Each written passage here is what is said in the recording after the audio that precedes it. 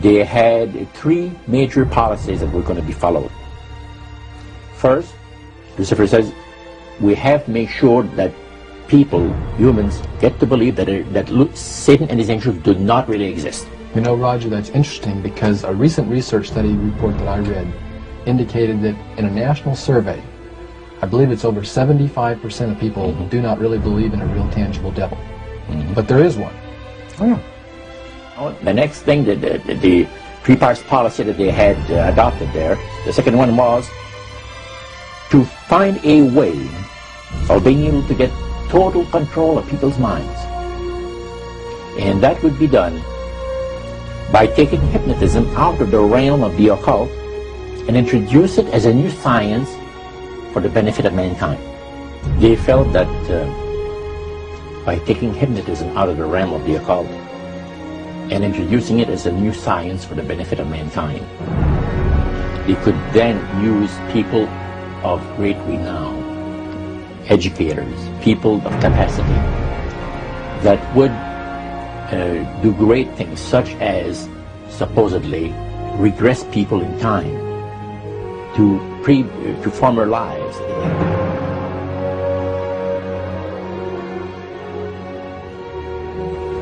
And of course, after the session is over, the person would not know a thing about ancient history. And the person she or he has talked about performing, certain deeds, we'll say, 3,000 or 4,000 years ago.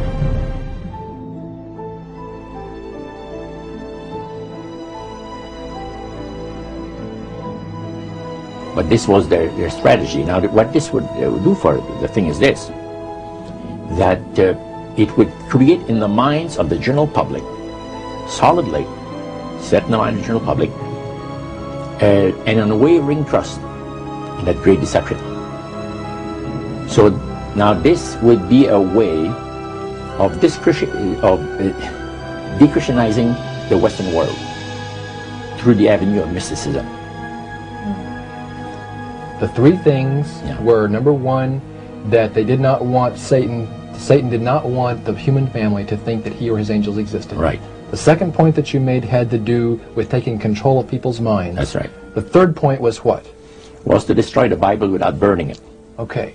See? And what was his strategy on that? On that, it was very interesting. Because after the Great General Council, it was decided that Satan would tutor Charles Darwin personally in setting up the principles of his theories of evolution. He was tutored by Lucifer himself, fallen Lucifer.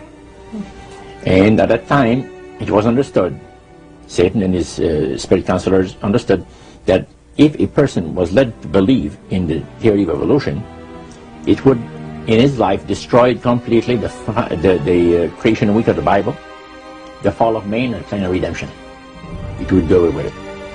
Anyone that teaches a theory of evolution is considered to be a minister of a great religious system.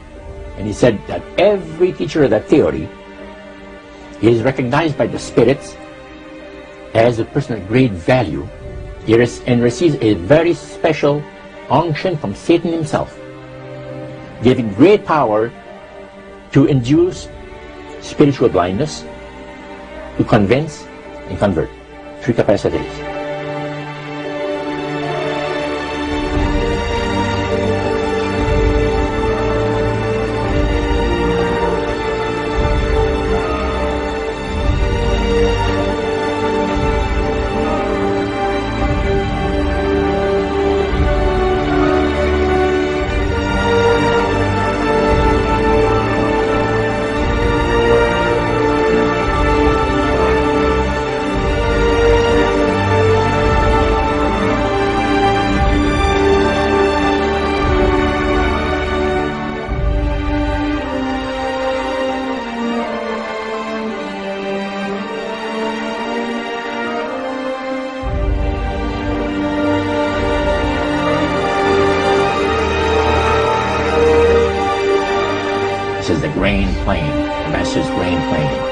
Harvesting the nations, for harvesting the multitudes of the earth.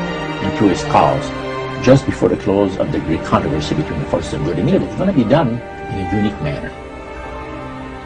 This rain plains is going to take people are going to eat the stuff, because it says spirits, demon spirits, will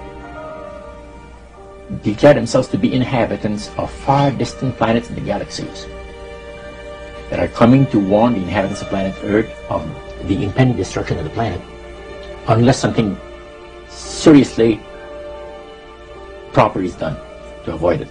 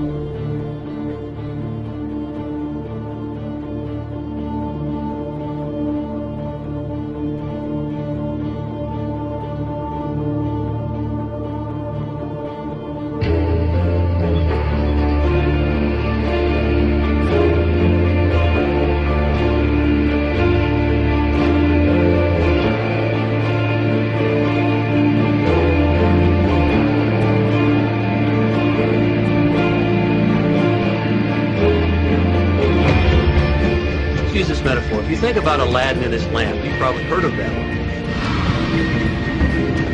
The genie always says one thing. Your wish is my command. You know, the universe is this great genie, and your conscious mind is Aladdin. It formulates the intention of what you choose for your life.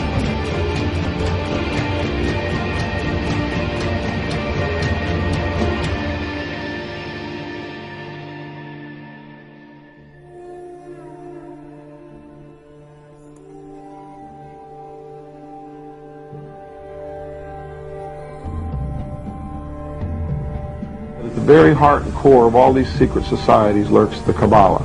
It is a method of encoding information through a system of mathematics and numbers. These people that belong to the secret societies never dared to write down in any language what they knew, what it was that they were guarding, because then someone could steal it and then the secret would be out. So they took this knowledge and they made it occult through a system of encoding, encryption, one of which is mathematics, numbers. Another is architecture. Everybody wonder, why do they have a fraternal organization called the Freemasons? Aren't those the guys that build walls? You bet they do. But every wall they build contains the secrets that have been kept and maintained throughout the ages, and it's encoded in the architecture and in the measurements of the buildings and in the mathematical formulas used to derive the geometry and the shape, the length and breadth and height of rooms. It's all encoded there.